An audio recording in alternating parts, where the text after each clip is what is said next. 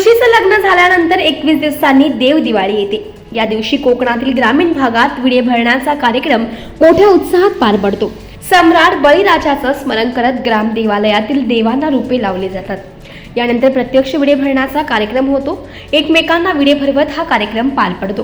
म्हणून आम्ही बळीराजा स्मरण म्हणून 5 पानाचा विडा भरून देवाचं नाव घेऊन आणि वाडीचे सगळे गोळा लोक होतात, मजा घेतात, आनंद घेतात आणि मग आम्ही म्हणतो की इडा पिडा टळो आणि बळीच राजे येवो असं म्हणतो।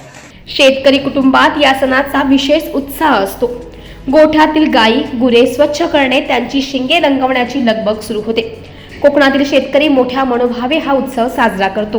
हे देव दिवाळी, ही देव दिवाळी म्हणजे शेतकऱ्यांसाठी सकाळी बैलाची पूजा करणं, त्यांच्या शिंगाला पीठ लावून त्यांचं औषण करणं म्हणजे निरंजन आपल्या पंचारती घेऊन त्यांचं ओवाळणी करणं, त्यांना आंबोली खायला घालणं, हे ते दिवशी हे आमचं हे देव दिवाळी दिवशी काम असतं। या उत्सवातील महत्त्वपूर्ण बाब म्हणजे प्रत्येक शेतकरी कुटुंबामध्ये बळीराजाचे स्मरण केले जाते।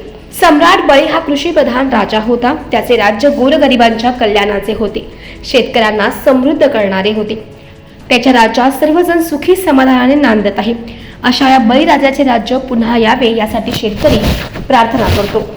तसंच बळीराजाचं जसं राज्य होतं तसं राज्य यावं म्हणून आणि त्यांचं आमच्या मनात सुद्धा ते कायम आहे की तसंच राज्य यावं आणि त्यांचं स्मरण म्हणून, त्यांची आठवण म्हणून आम्ही हे कार्य करतो। 5 पानांचा विडा भरतो, देवाचं नाव घेतो आणि म्हणतो इडा पिडा टळो आणि बळीराजाचं राज्य येवो।